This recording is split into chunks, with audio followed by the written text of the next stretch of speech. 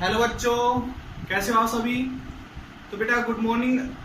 आज जो है हम मूविंग चार्ज एंड मैग्नेटिज्म का लेक्चर नंबर 5 लेके आए हैं, जिसके अंदर हम स्टडी करेंगे एम्पियर सर्किटल लॉ के बारे में। किसके बारे में? एम्पियर सर्किटल लॉ के बारे में स्टडी करेंगे। बेटा क्या कहता है एम्पियर सर्किटल लॉ, पहले उसके बारे में थोड़ा सा जान लेते हैं। और एम्पियर सर्किटल लॉ की जरूरत क्यों पड़ी मैग्नेटिक फील्ड इंटेंसिटी निकालने के लिए, उसके बारे में थोड़ा सा स्टडी कर लेते हैं। जैसा कि बेटा आप लोग जानते हो कि हम इलेक्ट्रिक फील्ड इंटेंसिटी निकालते थे। क्या निकालते थे? Electric field intensity due to a charge particle. एक चार्ज पार्टिकल की वजह से इलेक्ट्रिक फील्ड इंटेंसिटी निकालते थे बेटा हम। और वो इलेक्ट्रिक फील्ड इंटेंसिटी आती कितनी थी? के क्यू बाई आर स्क्वायर। एक सिंगल चार्ज की वजह से इलेक्ट्रिक फील्ड इंटेंसिटी। ठीक है बेटा। अब बात आती है कि अगर यही चार्ज एक पूरी बॉडी के ऊपर, जैसे एक स्फेरिकल बॉडी ले लेते हैं, ये पूरी बॉडी स्फेरिकल बॉडी के ऊपर डिस्ट्रीब्यूट हो ये चार्ज, तो ये पूरी बॉडी एक पॉइंट चार्ज की तरह, यानी कि चार्ज की तरह काम कर रही है। ये पूरी बॉडी एक चार्ज की तरह, एक चार्ज बॉडी की तरह काम कर रही है। एक सिंगल चार्ज पॉइंट चार्ज की वजह से किसी डिस्टेंस r पर इलेक्ट्रिक फील्ड इंटेंसिटी निकालते थे इस फॉर्मूले से।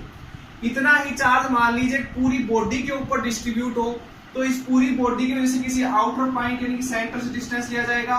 r डिस्टेंस पर इलेक्ट्रिक फील्ड इंटेंसिटी कितनी होगी, तो इसकी वजह से निकालने के लिए हमने यूज की थी गोस थ्योरम।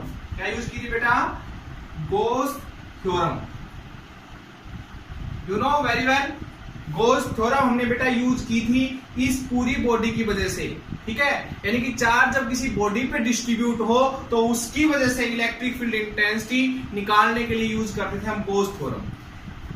यहां पर भी हमने कुछ ऐसा ही पढ़ना है इस चैप्टर के अंदर भी। ठीक है, फर्स्ट यूनिट जैसा ही सिस्टम है बिल्कुल। तो यहां पर आप लोग कुछ तो आइडिया हो गया होगा कि यहां पर एम्पियर सर्किटल लॉ किस चीज के लिए यूज होने वाला है। तो बायोट-स्वार्ट्ज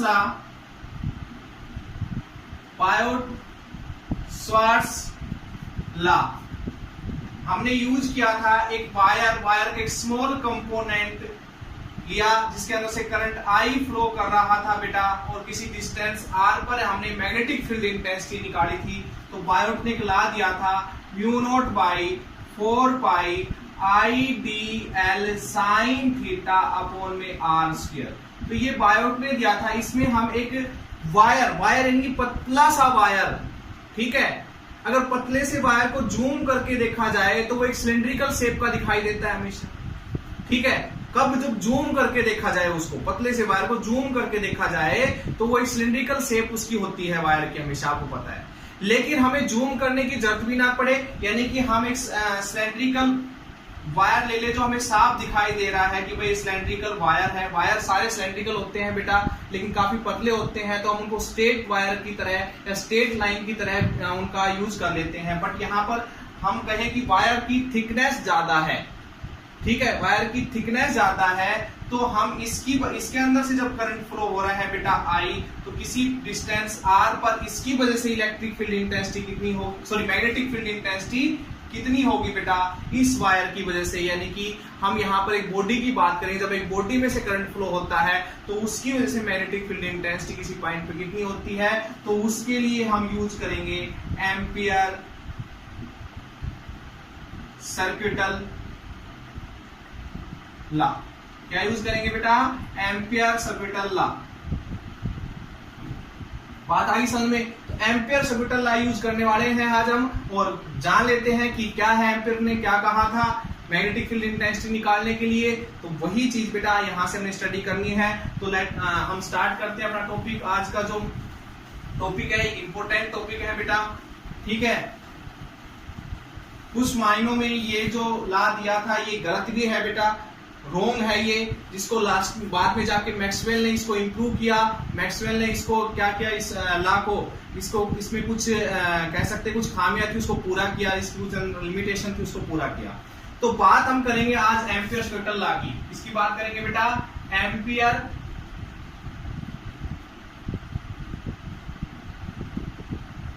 सर्किटल लॉ। क्या कहता है एम्पियर सर्कुलर लॉ? देखिए बेटा, फॉर एग्जांपल मान लीजिए एक वायर लिया हमने, पतला सा एक वायर लिया। पहले हम पतले से वायर से ही इस लॉ को प्रूव करने की कोशिश करेंगे, फिर बाद में जाके इनका यूज किसी बॉडी के अंदर जब करंट फ्लो होता है तब क्या मैग्नेटिक फील्ड इंटेंसिटी होती है उसकी बात करेंगे। मान लो एक वायर जा रहा है अंदर की साइड बेटा, अंदर जाते हुए करंट को मैं क्रॉस से नोट कर सकता हूं, और इसी के साथ एक वायर है, साथ में दोनों दो वायर है, पैरेलल है बेटा इस तरीके से, एक में करंट अंदर की साइड, एक में करंट बाहर की साइड, यानी कि यहां से डॉट से नोट कर लेते हैं। इसमें करंट I1 और इसमें करंट I2 फ्लो कर रहा है, ठीक है। तो क्या कहता है, देखिए एम्पियर सर्कुलर लॉ, हमने क्या करना है, इसके चारों तरफ, ध्यान देना मेरी बात पे, हमने इसके चारों तरफ एक क्लोज लूप बना लेना है बेटा। क्या बना लेना है? क्लोज लूप बना लेना है। वो क्लोज लूप क्यों बना रहे हैं? To find the magnetic field intensity. जैसे मान लो इस पॉइंट पे इन दोनों चार्ज की चारों तरफ मैग्नेटिक फील्ड इंटेंसिटी होगी, ये तो आप जानते ही हो। राइट हैंड थंब रूल यही कहता है हमें कि करंट अगर ऐसे फ्लो कर रहा है तो मैग्नेटिक फील्ड उसके चारों तरफ, ये उंगलियां क्या बताती है, ऐसे रिवॉल्व करता है मैग्नेटिक फील्ड। तो इसके चारों तरफ मैग्नेटिक फील्ड रिवॉल्व करता है। मान लो मुझे इस पॉइंट पे मैग्नेटिक फील्ड इंटेंसिटी निकालनी है P पॉइंट पे, तो क्या करना पड़ेगा, इसके चारों तरफ एक क्लोज लूप मैं क्या कर लूंगा बेटा, बना लूंगा। क्या बना लूंगा कि इसके चारों तरफ एक क्लोज लूप बना लूंगा। ओके, पहला काम आपने ये करना है।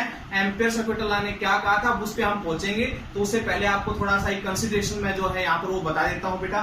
तो यहां से क्या करना है, आपने यहां पर एक क्लोज लूप कंसीडर कर लेना है। क्लोज लूप, क्लोज लूप में आपने तीर के साइन लगा देने हैं, यानी कि मैं ये कह सकता हूं कि मैग्नेटिक फील्ड ऐसे रिवॉल्व कर रहा है बेटा, मैग्नेटिक फील्ड इस तरीके से रिवॉल्व कर रहा है। ओके, चलिए, तो मैग्नेटिक फील्ड ऐसे रिवॉल्व कर रहा है। अब हम बात करते हैं कि इसको हमने मैग्नेटिक फील्ड माना B, तो हमारे हिसाब से दो दो करंट एक अंदर जा रहे हैं, बाहर जा रहे, तो ये मैग्नेटिक फील्ड किसकी वजह से है? ये मैग्नेटिक फील्ड जो रिवॉल्व कर रहा है ये इन दोनों करंट की वजह से ही है। लेकिन हमने इस मैग्नेटिक फील्ड की वजह से मानना है, जैसे मान लीजिए उंगली है, अंगूठा है, अंदर की साइड है, तो अंदर की साइड जाने वाला करंट ऊपर वाला था, तो ऊपर वाले करंट को मानेंगे हम पॉजिटिव करंट। क्या मानेंगे बेटा? Positive current. और ये अंदर वाला करंट, सॉरी ये बाहर वाला करंट की डायरेक्शन ये होगी, तो इसकी वजह से मैग्नेटिक फील्ड ऐसे रिवॉल्व करना चाहिए, तो वो हमारे लिए क्या हो गया बेटा, नेगेटिव करंट हो गया। कुछ नहीं है, हमने total magnetic field intensity in दोनों करंट की वजह से निकालनी है। तो ये I1 मान लेते थोड़ी देर के लिए ज्यादा है, I1 I2 क्या है, कम है, बस ये है। इसलिए ज्यादा वाले को पॉजिटिव और कम वाले को नेगेटिव मान लिया। यानी कि हमारे पास जो P पॉइंट पे मैग्नेटिक फील्ड इंटेंसिटी मिलने वाली है वो I1 में से I2 घटा के हमें मिलने वाला है, कि उसकी वजह से भाई I1 मान लो 3 एम्पियर है, I2 मान लो 2 एम्पियर है, तो मैग्नेटिक फील्ड इंटेंसिटी जो यहाँ P पॉइंट पे होगी कितने की वजह से होगी, 1 एम्पियर की वजह से होगी। वो चीजें हमने कंसीडर करनी। तो ये तो हमने अपनी तरफ से एक तीर का साइन मान लिया, वैसे हमें नहीं पता, हमने ये दो वायर भी अपनी तरफ से लेके चल दी, वैसे होता सिंगल वायर ही है। तो क्या कहा एम्पियर सर्कुलर लॉ ने? एम्पियर सर्कुलर लॉ ने कहा कि अगर आपने P पॉइंट पे निकालना तो यहाँ पर एक स्मॉल कंपोनेंट मान लो, ये जो क्लोज लूप आपने लिया है इसको हम एम्पियर लूप भी बेटा बोल लेंगे। क्या बोलेंगे? एम्पियर लूप भी बेटा हम इसको बोल लेंगे। तो ये एम्पियर लूप हमने माना, अपनी तरफ से कंसीडर किया, उस पर छोटी सी लेंथ ली डीएल लेंथ के ऊपर टेंजेंटली, देखो ये टेंजेंट खींचता हूं बी, तो ये किसी डायरेक्शन बताएगा बेटा, बी की डायरेक्शन बताएगा, तो बी। अगर यहां पर क्लोज एक स्मॉल कंपोनेंट लेता हूं डीएल, तो यहां पर ये क्या बताएगा बेटा, बी की डायरेक्शन। यहां पर स्मॉल कंपोनेंट लेता हूं और टेंजेंट खींचता हूं, तो ये टेंजेंट सारे के सारे हर पॉइंट के ऊपर क्या बताने लग रहे हैं बेटा, मैग्नेटिक फील्ड इंटेंसिटी। तो मैग्नेटिक फील्ड इंटेंसिटी इस तरीके से घूम रही है। अब देखिए, तो एम्पियर सर्कुलर लॉ ने अकॉर्डिंग टू एम्पियर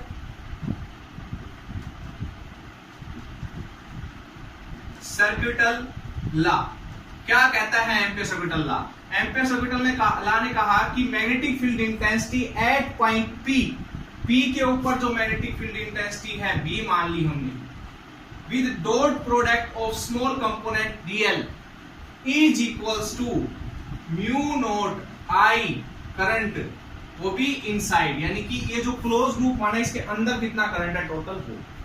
ठीक है बेटा, तो ये है एम्पियर सर्कुलर लॉ। ठीक है, इस फॉर्मूले से हम किसी भी बॉडी के अंदर से जब करंट फ्लो होगा तो उसके चारों तरफ रिवॉल्व कर रहा है मैग्नेटिक फील्ड, और कितना है वो मैग्नेटिक फील्ड वो निकाल सकते हैं बेटा। बात आ गई समझ में सभी को?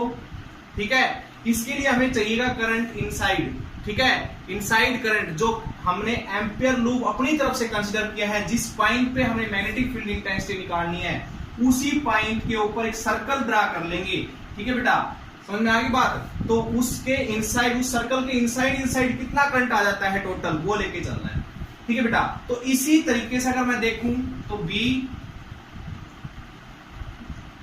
Dot DL is equals to mu naught I inside कितना होगा बेटा, इस क्लोज लूप में आई इनसाइड कितना है, I1 माइनस I2, ठीक है। I1 ज्यादा हुआ तो मैग्नेटिक फील्ड इधर ऐसे रिवॉल्व करेगा, क्योंकि तो टोटल मैग्नेटिक फील्ड यानी कि ओवरऑल मैग्नेटिक फील्ड कितना होगा बेटा इन दोनों करंट की वजह से, तो ये वाला ज्यादा है तो इफेक्ट तो इसका ही ज्यादा होगा ना इस वाले करंट की वजह से, तो मैग्नेटिक फील्ड की डायरेक्शन तो यही होगी। अगर मान लो I2 ज्यादा होता I1 से, तो I2 ज्यादा होता तो यानी कि ये कह दो ये 3 एम्पियर होता और ये 2 एम्पियर होता, तो हमें मैग्नेटिक फील्ड कितने करंट की वजह से मिलता, 1 एम्पियर करंट की वजह से मिलता, जो कैसे रिवॉल्व करता होता मैग्नेटिक फील्ड इस तरीके से, यानी फिर उस टाइम मैग्नेटिक फील्ड की डायरेक्शन ये होती है बेटा, समझ रहे हो मेरी बात, ठीक है।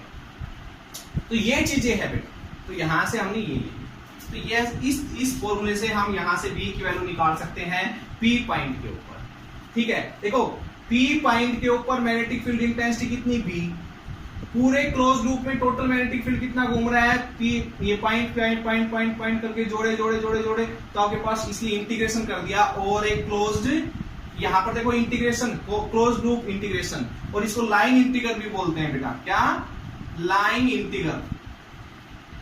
क्यों बोलते हैं लाइन इंटीग्रल इसको, क्योंकि यहां पर बेटा हम देखिए B के साथ क्या लेके चल रहे, लेंथ, तो इसलिए लाइन इंटीग्रल, ठीक है। एरिया लेके चलते हो सरफेस इंटीग्रल, ठीक है, जैसे कि हम उसमें लेके चलते थे E dot ds Bose theorem में, ठीक है। तो ds क्या था, यहां पर ये आ रहा था, इसलिए इसको क्या बोलते थे हम, सरफेस इंटीग्रल।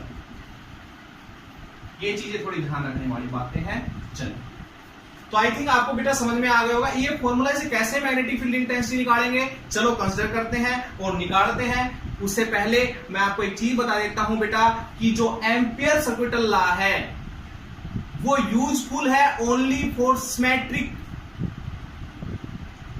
किसके लिए, ampere circuital law is only useful for very very symmetric, high symmetric body के लिए। जैसे कि मैं लेट अस कंसीडर कि मैं यहां पर बेटा एक वायर लिया जिसमें से करंट आई अंदर, सॉरी बाहर की साइड आ रहा था करंट आई, और मैं ये ऐसी ऐसी यहां पर एक बॉडी, यहां पर एक क्लोज लूप बना लेता हूं।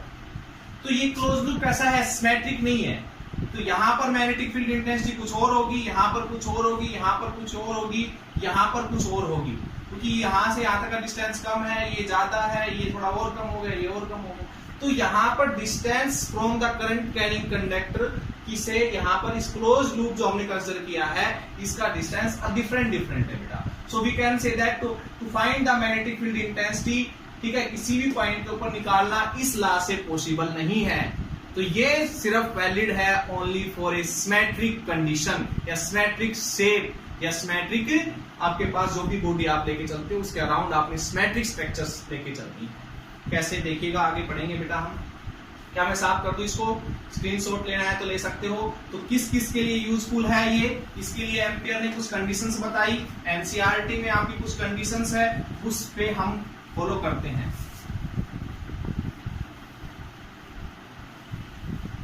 कि कब यूजफुल होगा बेटा ये लॉ। देखिएगा, पहली तो it's useful only for symmetric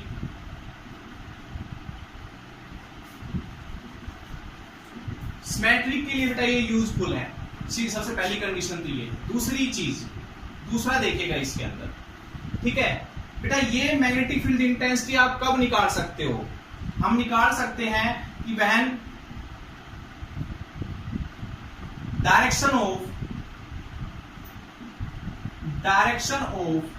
B is tangentially, क्या, tangentially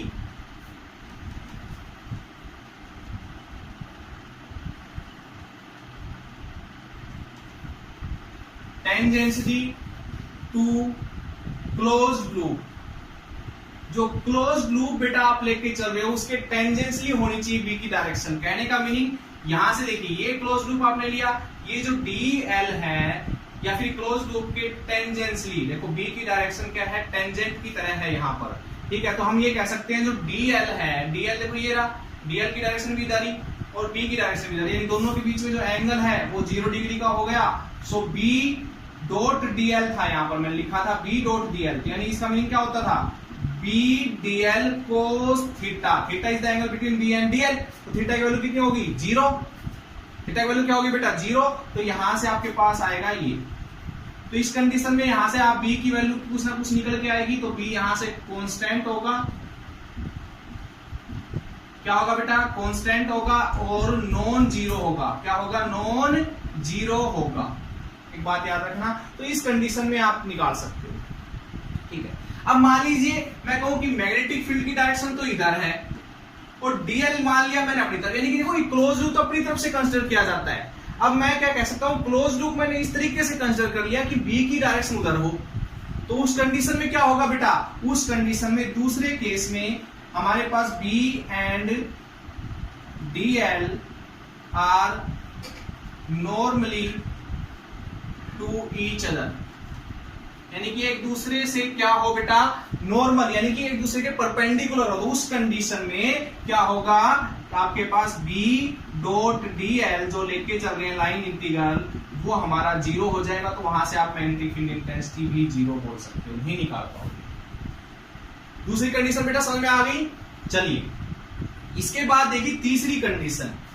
तीसरी कंडीशन में बेटा यहां स्क्रीनशॉट लेना चाहते हो तो ले सकते हो। देखिए तीसरी कंडीशन देखिएगा, तीसरी कंडीशन, अगर when B is वेनिसिस, कहने का मीनिंग B की वैल्यू अगर 0 हो गई तो आपके पास line integral B dot DL completely 0 हो जाएगा। तो वहां से B की वैल्यू आप निकालना है, या भी B कह सकते हो, 0 ही है तो कैसे निकाल पाओगे, ठीक है। तो तीन कंडीशन थी, ये होनी चाहिए, यानी कि आप B तभी निकाल सकते हो जब B आपके पास टेंजेंस यानी कि DL की डायरेक्शन में ही हो, ठीक है बेटा। DL और B के बीच में एंगल 0 डिग्री का हो। तो ये कुछ एनसीईआरटी की कंडीशन थी बेटा, जिसको हम फॉलो करेंगे। आगे हमने बहुत सारे सर्किट्स लेने हैं, उनका मैग्नेटिक फील्ड इंटेंसिटी निकालेंगे, ठीक है बेटा, जिनमें से करंट फ्लो होगा तो कितना होगा मैग्नेटिक फील्ड इंटेंसिटी, देखिएगा, ध्यान से समझिएगा बेटा, एक इंपॉर्टेंट टॉपिक है हमारा ये। चलिए तो हम निकालते हैं magnetic field intensity due to a state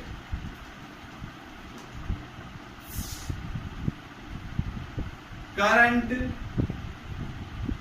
carrying wire. State current carrying wire, ठीक है बेटा।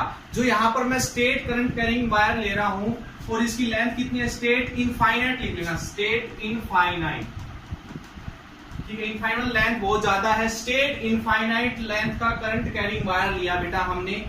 वहां पर हमने पीछे जो आर्टिकल्स पढ़े थे, बायो-सावर्ट्स लॉ का यूज भी किया था हमने। एक वायर लिया था, बहुत लंबी लेंथ थी उसकी, इनफाइनाइट लेंथ का एक वायर लिया था बेटा हमने, इनफाइनाइट लेंथ का, और इसमें से करंट I फ्लो करवाया था हमने, ठीक है।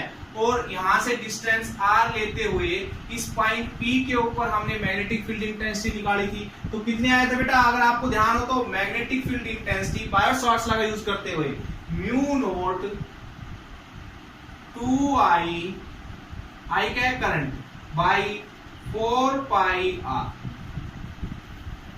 इतनी मैग्नेटिक फील्ड इंटेंसिटी आई थी। कब, जब हमने बायो-सावर्ट्स लॉ का यूज किया था। तो इस वायर में से करंट फ्लो कर रहा था, इसके चारों तरफ मैग्नेटिक फील्ड था, तो P पॉइंट पे मैग्नेटिक फील्ड कितना था बेटा, वो हमने निकाल लिया था। क्लियर सभी को ये चीज, आगे बेटा समझ में बात। तो यहां पर अब एम्पियर-सेकेंड लॉ का यूज कैसे करेंगे और उसकी वजह से मैग्नेटिक फील्ड इंटेंसिटी का आंसर क्या यही आएगा या अलग आएगा, देखते हैं। एम्पियर-सेकेंड लॉ अप्लाई करते हैं यहाँ पर। तो एम्पियर-सेकेंड लॉ अप्लाई करने से पहले आपने एक चीज याद रखनी थी कि अगर P पॉइंट पे आप मैग्नेटिक फील्ड इंटेंसिटी निकालना चाहते हो तो यहां पर एक क्लोज लूप कंसीडर कर लीजिए। क्या कर लीजिए बेटा, एक क्लोज लूप कंसिडर कर लिए। जिस पॉइंट पे आपने मैग्नेटिक फील्ड इंटेंसिटी निकालनी है उस पे एक क्लोज लूप आपने मान के चलना है। अब देखिए इस क्लोज लूप की हमने इसके चारों तरफ माना है, ये वायर है हमारा, इसके चारों तरफ हमने क्लोज लूप मान लिया। ये वायर है, जैसे इसके चारों तरफ एक क्लोज लूप मान लिया। इस वायर को ऊपर से देखिए, ऊपर से देखिए इस वायर को, तो जो क्लोज लूप है वो कुछ इस तरीके से दिखाई देगा। मान लो ऊपर से देख रहा हूं मैं, तो करंट जो है वो आपको इस वायर से बाहर की साइड निकलता हुआ दिखाई देगा बेटा, करंट, ठीक है। और इसके चारों तरफ जो माना गया वो क्लोज लूप कुछ इस तरीके से दिखाई देगा। ऊपर से देखोगे जब इस चीज को, ऊपर से ऐसे, ठीक है, तो क्लोज लूप ऐसे दिखाई देगा आपको, और करंट जो है वो ऊपर की साइड आ रहा है, ठीक है, ये है। तो मैग्नेटिक फील्ड ऐसे ही रोल करेगा बेटा, इसके चारों तरफ बी। यहां पर एक स्मॉल जो डीएल लेके चलते हैं कंपोनेंट, वो कंसीडर कर लिया।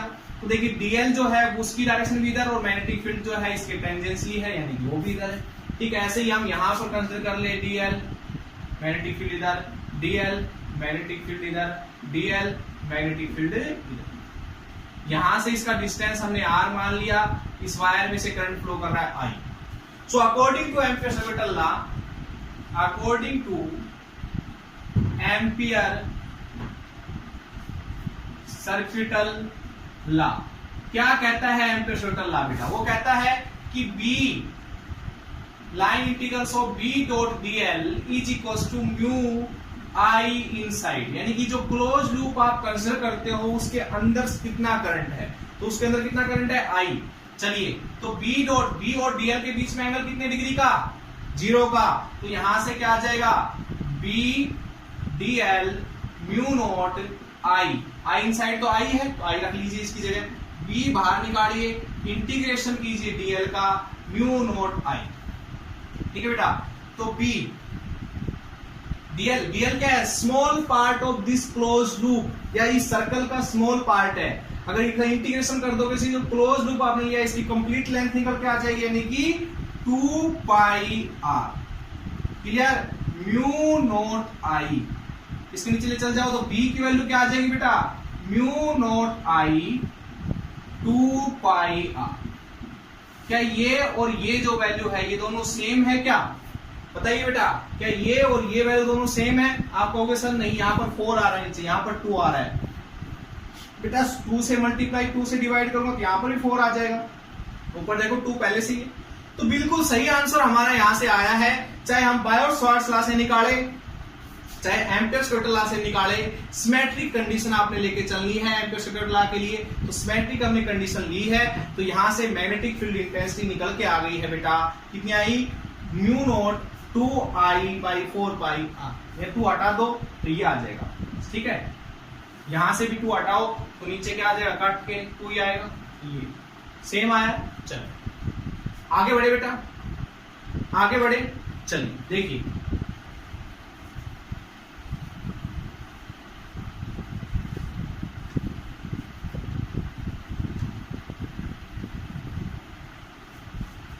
तो मैग्नेटिक फील्ड इंटेंसिटी निकाली हमने स्ट्रेट वायर की।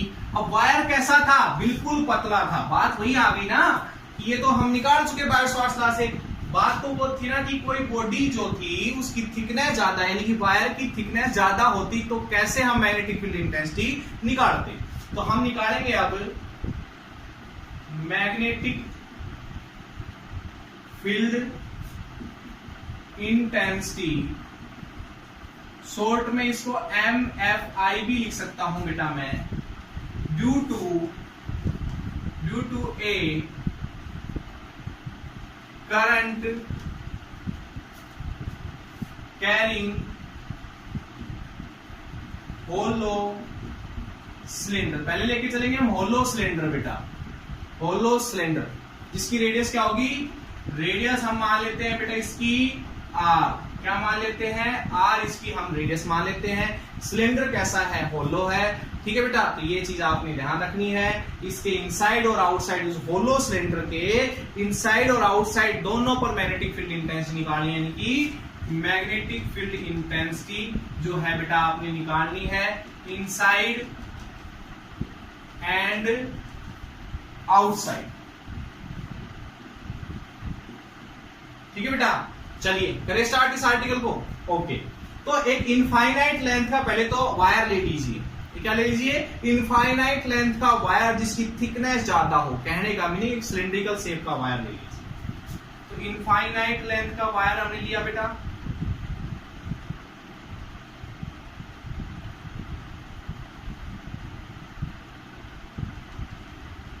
जो सिलिंड्रिकल शेप का दिखाई दे रहे हैं, सिलिंड्रिकल शेप का है बेटा, जिसकी रेडियस जो है वो कैपिटल आर ले लेंगे हम। चलिए, इसमें से करंट फ्लो हो रहा है आई। अब इसमें से करंट फ्लो हो रहा है आई, तो बीच में तो कोई मेटेरियल है नहीं, होलो है, तो करंट कहां से पास हो रहा होगा बेटा, इसकी बाउंड्री से, यानी कि बाउंड्री में से ही करंट पास हो रहा होगा। ठीक है, इसकी बाउंड्री, बीच में तो कोई मेटल है ही नहीं, बाउंड्री से करंट पास हो रहा है।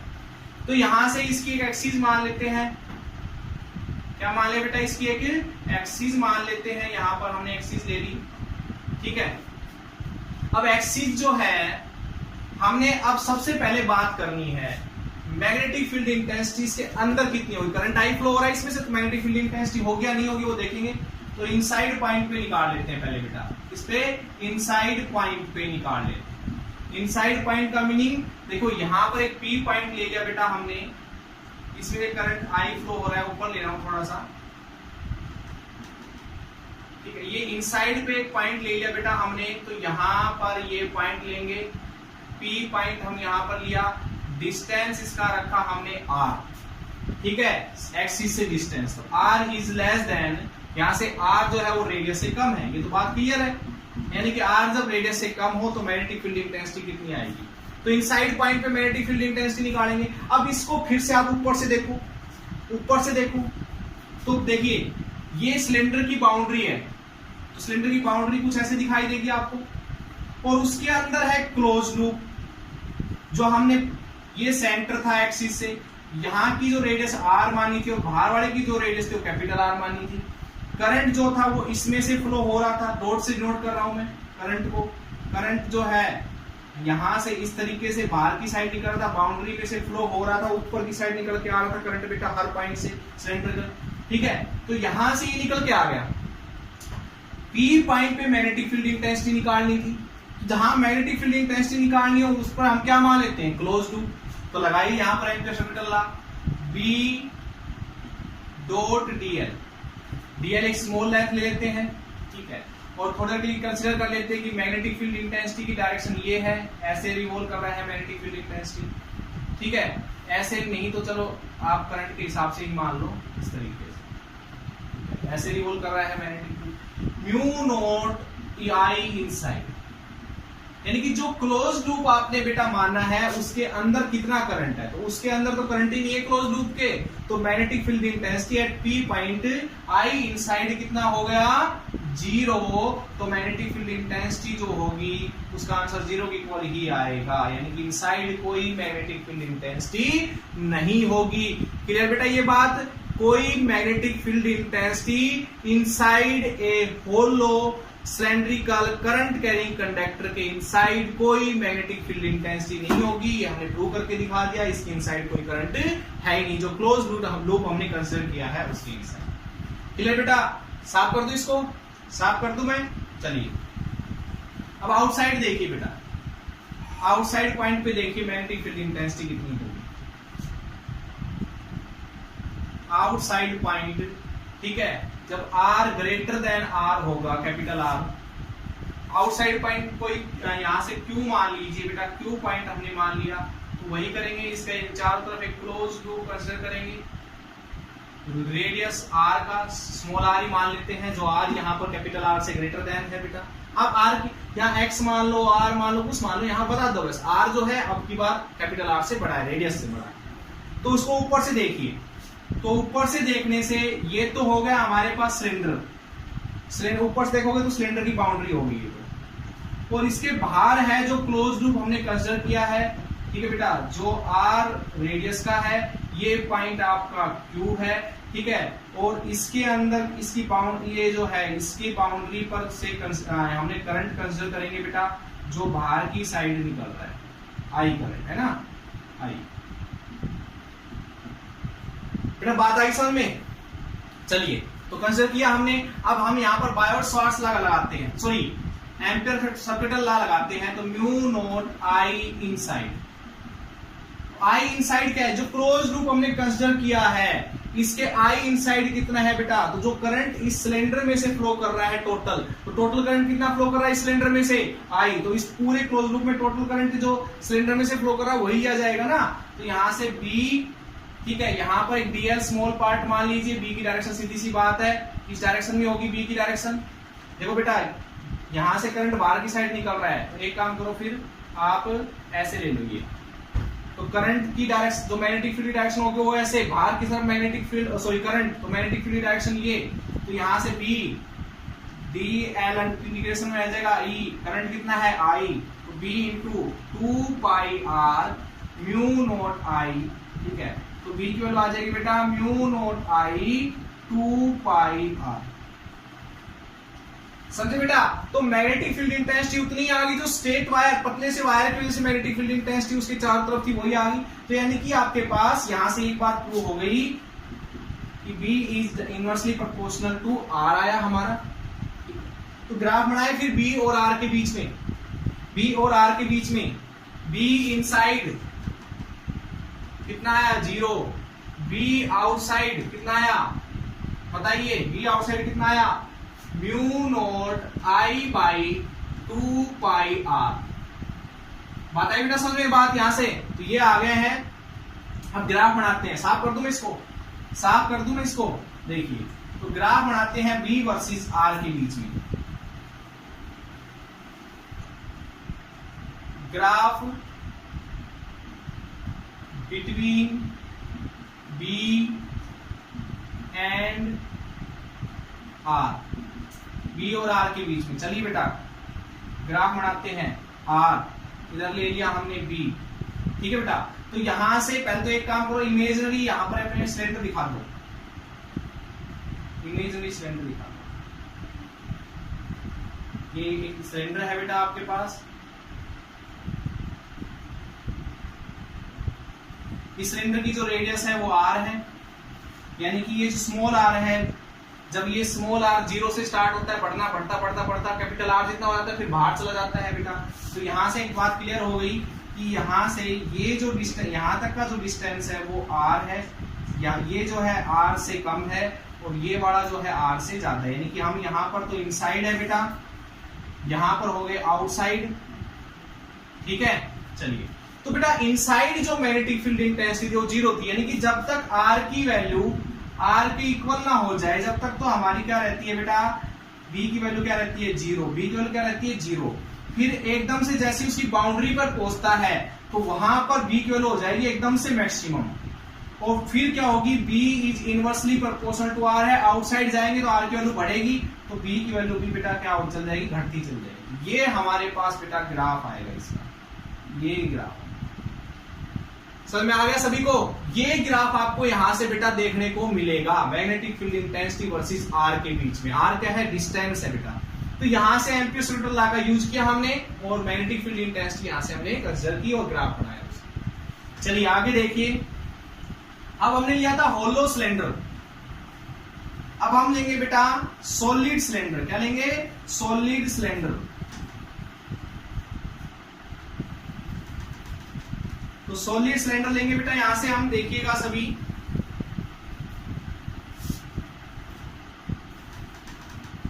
सॉलिड सिलेंडर लेंगे, यहां से सॉलिड सिलेंडर लिख देता हूं मैं।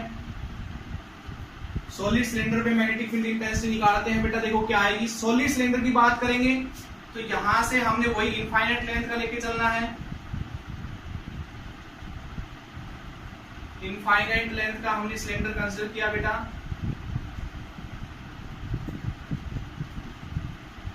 इनफाइनाइट लेंथ का सिलेंडर कंसीडर किया, सॉलिड है, बात ध्यान रखना, सॉलिड सिलेंडर है बेटा, जिसकी रेडियस हमने मान ली कैपिटल R, ये इसकी एक्सिस हो गई बेटा, ठीक है। अच्छा सबसे पहले एक पॉइंट कंसीडर करते हैं P पॉइंट, इसके अंदर की साइड, ठीक है, जिसपे हम मैग्नेटिक फील्ड इंटेंसिटी निकालेंगे। तो इसका जो है एक क्लोज लूप यहां पर कंसीडर करेंगे, डिस्टेंस इसका R मान लेते हैं एक्सिस से। अब एक बात देखिए, ध्यान दीजिए बेटा, ये क्या है, एक सॉलिड सिलेंडर है, तो इसमें जो करंट I फ्लो हो रहा है वो यहां से बाउंड्री से फ्लो होगा, इसके अंदर हम एक मान लेते हैं छोटे छोटे वायर से ही हैं।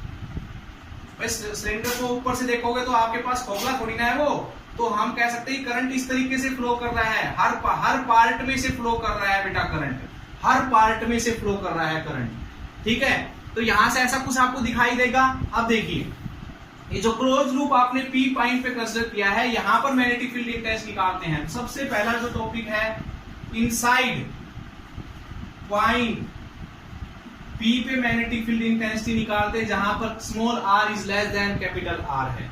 ओके, तो इसको ऊपर से देखिए, इसको ऊपर से देखिए, फिर से सिलेंडर को ऊपर देखिए, तो ये है बेटा सिलेंडर की बाउंड्री, सिलेंडर की बाउंड्री। ठीक है, जिसमें से हर पॉइंट से क्या है करंट निकल रहा है बेटा, इसकी बाउंड्री के हर पॉइंट से भी करंट निकल रहा है, इसके अंदर भी है, इनसाइड भी है। ठीक है, तो एक जो मोटा वायर है बेटा, वो मान सकते हैं कि बहुत सारे वायर का एक गुच्छा है। जैसे कि बेटा आप जो है वो देखते हो कि आप एक वायर को अगर आप छील के देखते हो तो उस वायर में से बहुत पतले पतले पतले पतले वायर लिखते हैं, लेकिन अगर उसको बिना छिले देखते हो तो एक सिलेंडर दिखाई देता है। तो इस तरीके से आप मान के चलो कि ये गुच्छा है, बहुत सारे वायर का गुच्छा है, और इससे सारे गुच्छे को ऐसे इकट्ठा किया है तो सिलेंडर बन रहा है। तो इन सभी वायर्स के अंदर से क्या निकल रहा है बेटा, करंट निकल रहा है। ये इसका सेंटर हो गया, ये इसकी रेडियस हो गई।